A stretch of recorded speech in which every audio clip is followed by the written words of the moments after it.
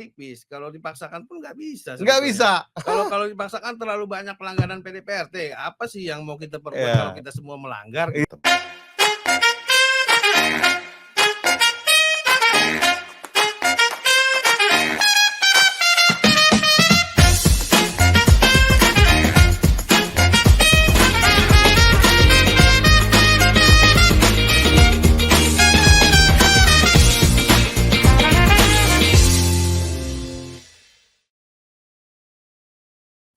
Berisik siang ini kita akan ulas tentang pro kontra Kongres luar biasa PWI bersama Bung Haris Sadikin.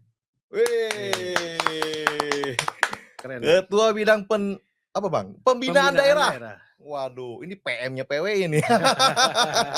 Enggak juga, kita cuman berkawan lah. Berkawan lah ya. Berkawan semua, habis itu ya ada konsultasi ya kita jelaskan sebagaimana aturan. Iya, gitu iya. aja. Bang, kita mau ulas nih tentang pro kontra KLB, Bang. Ini rame nih di media nih. Di media online terutama bahwa akan ada KLB katanya mengganti Saudara Henry Cihabangun. Ya kan? Bahkan rumornya sudah ditunjuk tuh PLT Ketua Umum. Ngeri sekali nih, Bang. Ini gimana sih, Bang, ceritanya awalnya? Iya, dasarnya apa sih gitu kan KLB.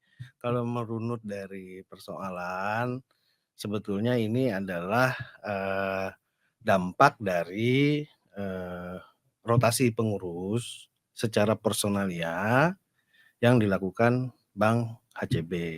Rotasi gimana, Bang? Rotasi itu adalah pergantian personalia, orangnya. Oh, ganti pemain. Ganti pemain. Nggak terima nih diganti.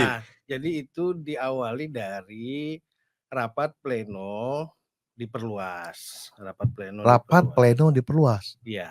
Jadi gini, di PWI itu kan keputusan tertingginya adalah keputusan kongres. Ya, kongres, betul. Nah, setelah kongres itu ada namanya Konkernas. Apa itu, Bang, Konkernas? Konkernas itu adalah konferensi kerja nasional. Oh, iya. Kerja nasional. Kayak raker gitu ya. Raker lah gitu. Rakernas gitu ya. Cuman bahasa PDPRT-nya kan harus konferensi kerja nasional. Oh, oke. Nah, kemudian diatur juga dalam PDPRT ada yang namanya rapat pleno.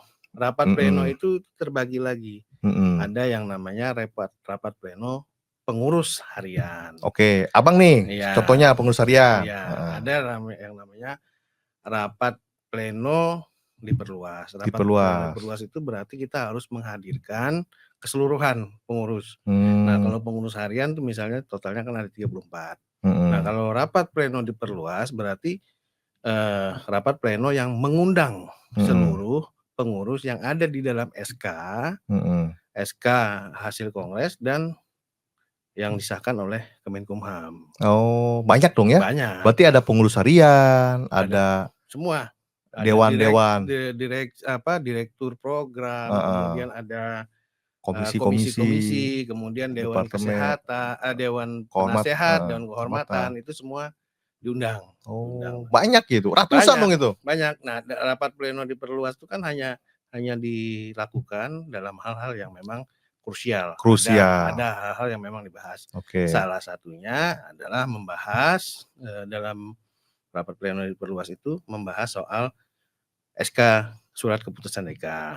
Oh, jadi kalau ada DK itu apa? Dewan Kehormatan ya. Dewan Kehormatan itu ketika sudah mengambil keputusan, apakah ditindaklanjuti atau tidak? Itu dibahasnya di rapat pleno. Diperluas. Pleno boleh. Rapat pleno diperluas juga boleh gitu. Tapi karena ini kemarin itu memang persoalan itu menyangkut tokoh-tokoh sentral di PWI, ketua umum, sekjen sama beberapa Wabendum ya. Wabendum sama direktur program. Maka sehingga itu harus rapat pleno diperluas. Nah, kalau misalkan karena ditolak ya, di rapat pleno biasa ditolak, maka dibawa ke rapat pleno diperluas. Oke. Nah, itu ihwalnya gimana? Kok dari rapat pleno diperluas tanggal berapa, Bang itu? Itu 27 Juni. 27 Juni 2024. Hasilnya apa? Kok sampai jadi kisruh kayak gini? Hasilnya itu yang pertama memang itu kita rekomendasi DK, dibahas. itu dibahas. ada rekomendasi yang memang diterima, ada yang memang kita tolak. Ditolak, oke. Udah clear itu ya? Clear itu. Jadi Sampai ada selesailah persoalan ini. ada konferensi pers bersama kalau nggak salah ya, Ketua Umum dan itu Ketua yang DK ya? persoalan Jilid pertama lah. rekomendasinya. Nah ini setelah rekomendasi selesai dibahas, tentu ada pembahasan lanjutan. Apa pembahasan lanjutannya adalah keinginan Ketua Umum untuk melakukan perombakan. Ya, disampaikan ke rapat pleno. Iya, disampaikan ke rapat pleno. Minta persetujuan. Hasilnya gimana? Hasilnya disetujui. Bulat. Karena memang yang pertama selain untuk mengisi kekosongan, karena ada beberapa yang mengundurkan diri, nah kemudian juga ada dilakukan rotasi, orang-orangnya mungkin dipindah dari yang tadinya bidang ini ke ini, ke ini kan. Itu sepenuhnya kan kewenangan diberikan mandatnya kepada Ketua Umum, dan kesepakatannya perombakan itu menyeluruh seluruh tingkatan di pengurus harian, di pengurus pleno, di pengurus harian, di pengurus pleno maupun di Dewan Penasehat dan Dewan Kehormatan. Nah, jadi rapat pleno telah memberikan persetujuan kepada Ketua Umum, mandat lah ya, mandat untuk melakukan perombakan. Dan semua kan hadir sebetulnya di dalam rapat pleno. Dewan Kehormatannya hadir nggak? Hadir. Dewan Penasehat? Ada Ketua Dewan Kehormatan hadir, ada anggota Dewan Kehormatan hadir gitu kan. Dewan Penasehat juga hadir meskipun saya lihat cuman lewat Zoom. Hybrid nih ya? Hybrid. Nah, dia artinya kan dia menyatakan bahwa dirinya hadir di dalam rapat tidak menolak. Tidak ada penolakan. Berarti dianggap setuju dong? Tidak ada penolakan, tidak ada juga adu argumentasi. Diketok. Sah dong. Harusnya. Apa masalahnya, Bang? Masalahnya adalah karena perbedaan persepsi. Perbedaan persepsi antara Dewan Kehormatan dengan pengurus harian. Tapi disampaikan di rapat tersebut? Disampaikan. Tapi disampaikan di rapat itu tidak ada bantahan gitu. Berarti kan kalau tidak membantah dianggap setuju dong? Harusnya. Saya mungkin ya berandai-andai atau mungkin berasumsi bahwa yang dianggap oleh Dewan Kehormatan itu tidak masuk dalam komposisi yang harus dirombak. Tapi kan disampaikan ya dalam rapat? Itu disampaikan. Nah, mereka berpegangan dengan PDPRT. Bahwa komposisi Dewan Kehormatan itu hanya bisa diisi melalui rapat pleno. Nah, itu kan pleno, Bang? Pleno Dewan Kehormatan maksudnya. Nah, tapi mereka juga mungkin ini tafsir atau asumsi mereka ya. Tapi itu kan jelas. Rapat pleno Dewan Kehormatan itu hanya mengisi jabatan kekosongan. Kekosongan. Nah, itu mungkin kita bisa, mohon maaf ya, saya sambil baca-baca ya, Bang. peraturan dasar, takutnya nanti saya salah nih, gitu kan. Nah, saya salah dalam komposisi. Nah, ini kan dijelaskan di pasal 18 ayat 2. Komposisi keanggotaan Dewan Kehormatan disusun bersama oleh Ketua Umum terpilih, Ketua Dewan Kehormatan terpilih, dan tim formatur. Ingat, ini komposisi ya. Komposisi itu kan strukturnya, Bang. Struktur. Nah, makanya. Emang berubah, Bang, komposisinya? Enggak berubah? Tetap ada. Jumlahnya tetap 9? Tetap 9. Ketuanya 1 orang? Ketuanya 1 orang. Wakil ketuanya berapa orang? Wakil ketuanya 1 orang. Sekretarisnya 1 orang. Ada penambahan nggak? Ada bendahara, wakil sekretaris? Tidak ada? Tidak ada. Terus apa yang berubah, Bang? Tidak ada perubahan. Terus makanya jika kita lanjut ke pasal selanjutnya. Jika karena sesuatu hal jumlah anggota Dewan Kehormatan berkurang, pengisiannya ditetapkan oleh rapat pleno. Itu kalau ada pengurangan. Nah, yang kita bicarakan ini kan perombakan. Jadi kalau ada yang meninggal dunia, misalnya, kan kosong tuh, atau mengundurkan kosong, itu baru bisa diisi melalui rapat pleno Dewan Kehormatan. Tapi kan SK-nya tetap Ketua Umum itu ya? Tetap Ketua Umum. Hanya ditetapkan saja. Yang mengajukan SK itu kan tetap Ketua Umum. Nah, tapi ini jangan lupa juga kita dalam pengisian personalianya, orangnya itu hak-hak penuhnya ada diatur di pasal 10 ayat 1. Pasal 10 ayat 1 itu mengatakan personalia Dewan Penasehat, pengurus harian pusat, dan Dewan Kehormatan ditetapkan oleh Ketua Umum terpilih dibantu oleh formatur. Formatur itu ada Bang Farianda, Farianda, PWI Ketua PWI Sumatera Utara. Sumatera Utara. Oke. Dia sudah mengirimkan surat persetujuan Oke. untuk perombakan. Artinya kan ini kalau menurut saya ini tidak ada yang salah kalau menurut saya. Tapi Formaturnya berapa orang totalnya, Bang? formaturnya 3. 3. 2 setuju. 2 sudah setuju, siapa aja? Farianda, Ketua Umum terpilih, sama Julmansa Sekedang. Julmansa Sekedang ini merasa dia tidak dilibatkan. Tapi kan udah 2 lawan 1, Bang. 2 lawan 1 harusnya sih. Ya kita kan tidak bicara voting, ini musyawarah mufakat. Seharusnya 2 orang setuju, ya udah clear ini. Clear ya. Gitu. Tapi mereka mempersoalkan tentang komposisi dan pengisiannya. Maka terbitlah keputusan DK tentang pemecatan kepada Saudara Hendy Cabangun. Nah pemecatan itu dilakukan melalui sidang DK yang komposisi yang personalianya masih diisi personalia sebelum dilakukan perombakan. Bentar Bang. Jadi tanggal 27 Juni rapat nih. Iya. Lalu ditetapkan SK baru. Iya. Perombakan pengurus baru. Iya. Termasuk Dewan Kehormatan. Tanggal 27 Juni. 27 Juni. Terus keputusan Dewan Kehormatan yang memecat Hendy Cabangun itu tanggal berapa, Bang? Saya kalau tidak salah itu tanggal 16 atau tanggal berapa? 16 Juli. 16 Juli. Rapat plenonya 27 Juni. 27 Juni. SK baru. SK baru. Pengurus baru. Pengurus baru. Anggota Dewan Kehormatan baru. Lalu tanggal 16 Juli terbit keputusan Dewan Kehormatan. Anggotanya anggota lama. Anggota lama. Itu pemalsuan dokumen, Bang. kita jangan ekstrim juga. Tapi kan ini kan harusnya ini diselesaikan dulu. Iya. Kalau ini diselesaikan, artinya mereka nih menganggap bahwa tidak ada perubahan terhadap personalia Dewan Kehormatan. Tapi nyatanya kan ada SK yang merubah gitu. Iya. Nah, SK ini dibenerin dulu gitu. Tapi Baru mereka bersidang. Anggota Dewan Kehormatannya lama itu tahu nggak dia sudah dirubah? Sudah dirombak? Seharusnya sih sudah tahu karena kan hasil perombakan kepengurusan itu kan diumumkan pada tanggal 10 Juli. Oh. Harusnya kan udah tahu. Harusnya dia kalau keberatan dirombak, gugat dulu SK tanggal 27 Juni. Betul. Setelah digugat, betul. Mereka menang, berarti kembali ke komposisi lama. Baru periksa itu yang namanya Hendy Cabangun. Iya. Ini enggak ya? Enggak. Itu langsung kan terbitin. Langsung mereka bersidang langsung menerbitkan keputusan pemecatan. Terus kenapa jadi Hendy Cabangun dipecat nih? Sebagai apa dia? Dipecat sebagai anggota PWI. Oh, tapi kan zolim sekali tuh, dipecat sebagai anggota PWI. Berarti kalau demikian gugur keanggotaannya diharapkan. Diharapkan gugur keanggotaannya. Sehingga dia tidak bisa lagi menjabat sebagai ketua umum. Tapi jangan lupa di dalam PDPRT saya harus bacakan pasalnya bahwa pasal 21 tentang wewenang Dewan Kehormatan itu ayat 4 mengatakan keputusan Dewan Kehormatan disampaikan kepada pengurus pusat.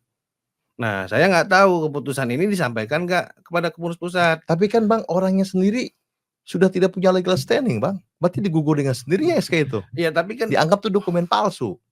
Terus orang yang melaksanakannya berarti melaksanakan dokumen palsu dong, Bang. Secara legal formilnya kan memang sudah tidak ada. Ya udah bukan dokumen palsu ya. Diduga palsu. Harusnya kan legal standingnya dulu dibenerin. Nah kalau mereka merasa bahwa saya sudah diganti, saya harus gugat dulu SK-nya nih. Iya betul. Nah kalau saya sudah gugat SK-nya, SK itu gugur baru saya bisa bersidang. Betul. Harusnya begitu. Harusnya seperti itu. Tapi mungkin hilap mereka. Punya asumsi lain. Gitu. Iya. Atau hilap. Asumsi lain. Atau sedang lupa. Makanya kadang-kadang saya selalu katakan bahwa kita sama-sama baca deh, kalau ini perselisihannya di mana kita baca, kemudian ayo dong kita argumentasi nih. Apa yang kita harus benari. Argumentasi itu kan bukan mencari salah yang benar, tapi mencari jalan tengah untuk solusinya. Terus itu yang rame-rame soal KLB nih, terus ada PLT ketua umum tuh gimana ceritanya, Bang? Ya gimana mau KLB orang legal standing dalam pengambilan keputusan 50-53 itu masih dilakukan oleh pengurus yang lama gitu kan. Oke. Legal standingnya di mana gitu. Terus kalau terjadi KLB gimana potensinya, Bang? Ya KLB saya pikir juga tidak mudah. Syarat KLB apa, Bang? Syarat KLB itu harus mendapatkan usulan dari 2/3 jumlah pengurus provinsi. 2/3 dari provinsi. Jumlah pengurus provinsi, karena kita punya cabang khusus Solo ya. Jadi nggak dihitung Solo. 38 provinsi plus 1 Solo. Jadi total 39. 39. Jadi 2/3 dari 39. 39. Sekitar 26. 26. Jadi harus ada permintaan resmi dari 26 Iya. PWI cabang. Iya, betul. Nah, Oke, setelah itu secara aturan PDPRT itu kan memang ini kan mereka nih ya, mereka dalam tanda kutip menganggap bahwa ketua umum berhalangan tetap. Orangnya sakit? Enggak. Yang namanya Hendy Cebang sakit? Mereka menganggap berhalangan tetap karena diberhentikan. Tapi bukan sakit? Bukan sakit. Bukan meninggal dunia. Bukan berada di luar negeri? Bukan berada di luar negeri. Tapi karena berhalangan tetap dianggap pemberhentian. Tapi pemberhentian sendiri kan kita melihatnya kan secara legal, ada klausul nggak? Legal standingnya kan harus ya yang tadi dipertanyakan Bang dulu. Haris Kalau mau kan gugat dulu SK-nya nih. Jadi SK tersebut tidak punya legal standing. Itu satu yang Bang Haris sampaikan. Yang kedua, terminologi berhalangan tetap ini apa? Apakah meninggal, sakit berkepanjangan, berada di luar negeri kelamaan, kan begitu ya? Iya, betul. Atau menghilang. Nah, ini berhalangan tetap asumsi mereka karena pemberhentian. Sementara SK pemberhentiannya kan juga harus diteliti dulu. Pemberhentiannya Bang Hendy sebagai anggota ini sudah inkrah belum? Nah, inkrah belum. Nah, untuk mengingkrahkannya itu maka putusan itu kan harus diserahkan ke pengurus pusat. Pengurus pusat belum yang menjalankan. Pengurus pusat belum. Ketua umum nih, karena dia yang disanksi. Dia memimpin rapat tapi tidak punya hak suara, misalnya gitu dong. Kan begitu. Nah, karena kan masih ketua umum dia. Di dalam internal pengurus yang membahas hasil putusan itu. Hasil putusan itu bisa dijalankan atau tidak. Betul. Itu dulu yang penting. Atau kalau ketua umum merasa saya masih punya kewenangan, saya tidak mau laksanakan, berarti dibawa ke rapat pleno diperluas. Tapi kalau rapat ketua umum ingin membahas bersama anggota, dibahas di rapat pleno pengurus harian, tapi dia memilih memimpin rapat tapi tidak punya hak suara, gitu dong. Iya. Karena kan dia masih ketua umum. Iya, betul. Ya kan? Jadi putusan itu ini perintah PDP peraturan dasar. Perintah peraturan dasar, peraturan rumah tangga. Ini perintah bahwa putusan itu disampaikan ke pengurus. Nah, nanti pengurus yang membahas apakah putusan ini bisa dijalankan atau tidak. Terus yang ngaku-ngaku PLT ketum itu siapa itu? Yang setahu saya ya dia adalah ketua bidang organisasi. Apakah dia masih memang aktif sebagai ketua organisasi atau memang bagaimana? Di dalam setelah pasca keluarnya putusan DK itu, maka diadakan rapat pleno pengurus harian. Oke. Nah, dalam rapat pleno pengurus harian itu sepakat bahwa SK DK 5053 itu tidak bisa dijalankan, tidak bisa dilaksanakan. Oke, batal demi hukum. Gugur. Oke. Nah, kemudian ketua bidang organisasi dalam rapat itu diputuskan untuk dicabut dari jabatannya. Oh, bukan dicabut sebagai anggota. Bukan sebagai anggota. Tapi diberhentikan dari jabatannya. Itu kewenangan ketua umum itu. Iya, memang harus ketua umum kan punya hak prerogatif yang tidak terbatas, makanya dia punya diskresi, punya hak prerogatif untuk mengatur komposisi maupun personalia kepengurusan. Tapi ketua umum masih minta persetujuan pleno. Masih persetujuan pleno. Oh, gitu. Berarti tidak sewenang-wenang. Tidak sewenang-wenang. Karena semua ditanya, ini ada kasus kayak gini nih. Ada putusan DK nomor sekian, nomor 50, ada putusan DK nomor 53. Ini mau kita apain? Mau dijalankan atau mau diapa? Mayoritas pengurus dalam pleno itu menyatakan bahwa ini tidak bisa dijalankan. Selesai kan? Karena apa? Karena dianggap ini benerin dulu DK-nya. DK yang mana kita mau pakai? DK yang dengan SK yang baru atau mau ke SK yang lama gitu. Iya, paham saya. Gitu kan. Jadi KLB internal DK-nya dulu selesaikan persoalan. Jadi KLB kemungkinan besar tidak akan pernah terjadi dong kalau gini. Seharusnya sudah rumit ini. Rumit karena legal standing PLT-nya juga enggak. Jadi PLT-nya tidak punya legal standing, Dewan Kehormatannya tidak punya legal standing, keputusan DK-nya pun tidak memiliki legal standing. Ini gugur dengan sendirinya. Karena putusan 50 dan SK-DK DK. 50 dan 53 kan tidak dijalankan oleh Pengurus. Karena dibuat oleh orang yang sudah tidak punya legal standing. Harusnya dia gugat dulu. Ya, gugat dulu dong SK perubahan kepengurusan. Bagaimana cara menggugatnya? Dia bicara dengan ketua umum. Ini Bang Haris, kalau kita dengar pepatah, ini namanya buah si malakama. Iya. Dimakan bapak mati, tidak dimakan ibu mati. Iya. Ini posisi DK sekarang. Dia sudah kadung menerbitkan keputusan DK tentang pemberhentian, sedangkan posisi dia sendiri sebetulnya sudah tidak punya legal standing. Ya kan? Dia ini bingung nih, mau kemana nih. Nah kalau ini sudah clear, kalau misalkan clear nih, kita pakai SK-DK yang terakhir misalkan yang baru, berarti yang bersidang itu dengan susunan personalia yang baru. Karena atau misalkan mereka berhasil memenangkan gugatan terhadap SK perubahan. Berarti pakai pengurus lama dong. Pakai pengurus lama, nah baru bisa pengurus lama bersidang. Iya. Nah ini kan. Bang, satu lagi Bang, kita tahu lah berarti ini ada kerancuan di cara berpikir teman-teman di DK ya. Satu lagi Bang, respon teman-teman daerah gimana Bang? Respon teman-teman daerah kan ya otomatis kan pasti ada yang mendukung. KLB pasti ada yang dukung gitu. Pasti ada yang dukung ya. Berapa banyak dari 39 ini? Saya tidak bisa mengatakan persentasenya, tetapi untuk mencapai 2/3 itu sulit gitu. Sulit ya? Sulit untuk mencapai 2/3. Yang dukung Henry Ciabangun berapa banyak saat ini? Saya tidak bisa katakan jumlahnya, tapi ya 25 mungkin ada. Udah nggak bisa KLB dong. Harusnya. Kalau pemahaman kita, pola berpikir kita adalah pola berpikir PDPRT, harusnya KLB nggak bisa. Iya. Tapi kan mohon maaf nih dalam tanda kutip kawan-kawan kita merujuk pada pasal 10 ayat 7. Yang itu ya, yang apa? Berhalangan tetap. Berhalangan tetap, merujuknya ke sana. Bunyinya gimana Bang pasal 10 itu Bang? Coba dibacain. Saya harus bacakan dulu ya. Pasal 10 ayat 7. Pasal 10 ayat 7 itu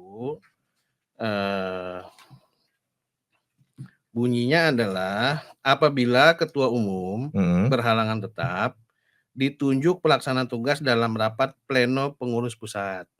Satu.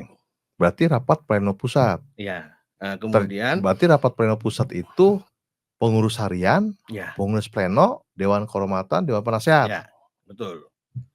Banyak tuh, harus sekitar 50 orang tuh baru dan quorum. Itu harus quorum. Harus quorum dong. Kalau misalkan rapat plenonya hanya dihadiri 9 orang, 10 orang nggak bisa bukan rapat pleno. Nggak bisa rapat pleno, itu kan omon-omon jadinya. Itu arisan itu. Saya hanya mengatakan ini istilah Prabowo, jangan omon-omon. Ya, omon-omon. Jangan omon-omon gitu. Itu arisan itu kalau cuma 11 orang. Harusnya terpenuhi dulu dong syarat rapat plenonya. Betul. Nah, kalau syarat rapat plenonya terpenuhi, berapa? 2/3. 2/3 dari jumlah pengurus. Iya. Nah, dari jumlah pengurus dari 2/3 itu anggaplah kita tetek bengeknya segala wakil ketua, anggota komisi itu nggak ikut.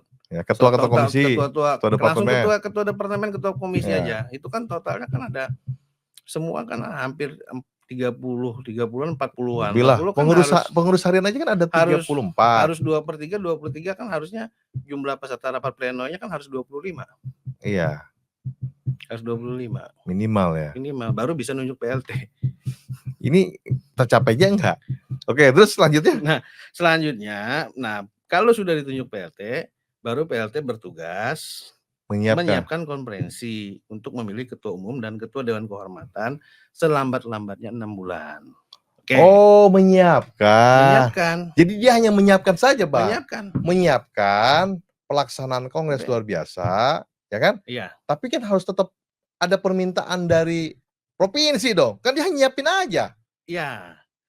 Ini kan baru satu pasal nih. Menyiapkan kongres luar biasa. Menyiapkan aja. Kongres luar biasa itu bukan menyelenggarakan loh. Bisa diselenggarakan dengan apa? Ini kan turunnya kan bingung nih, nggak ada nih. Terputus nih. Enggak, Bang. Bentar dulu. Iya. Ini kan terputus nih. Terputus. Nah, terputus. Berarti kalau ini terputus, kita harus lihat peraturan dasar pada pasal selanjutnya. Mutandis. Pasal selanjutnya itu ada di bab 7. Heeh. Di bab 7 yang mengatur tentang kongres dan konferensi. Iya. Nah, di dalam bab 7 kongres dan konferensi itu secara khusus pasal 28 itu mengatur tentang tata cara pelaksanaan kongres luar biasa. Dibaca, Bang. Kongres luar biasa diadakan jika diminta oleh sekurang-kurangnya 2/3 jumlah provinsi dengan alasan ketua umum menjadi terdakwa kasus yang merendahkan harkat dan martabat profesi wartawan. Selesai itu barang. Berarti yang dimaksud ketua umum berhalangan tetap itu jadi terdakwa. Nah, makanya saya bilang tadi kalau kita mau berarti berpikirnya tidak secara terbuka, jangan mengambil pasal per pasal. Iya. Pasal per pasal itu kan artinya antara satu pasal dengan pasal yang lain itu kan itu berkaitan. Sinkron. Ya. Nah, di dalam pasal 10 ayat 7 itu kan hanya perintah KLB-nya. Tata caranya gimana? Tata laksananya gimana? Berarti kalau demikian yang disebut berhalangan tetap itu apabila ketua umum jadi terdakwa. Berarti kalau sakit masih boleh dong? Boleh. Kalau dia bisa. Selain terdakwa masih boleh. Masih bisa sakit. Meninggal pun masih boleh ternyata.